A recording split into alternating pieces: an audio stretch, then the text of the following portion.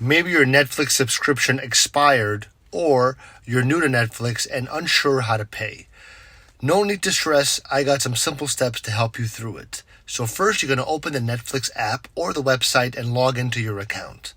Next, go to your account settings by clicking on your profile icon in the top right corner. Select Account from the menu. Then, under Membership and Billing, Membership and Billing, you're going to see your payment details. If your payment hasn't been updated, click on Update Payment Method, After that, enter your payment information like a credit card or PayPal account and make sure that everything is correct.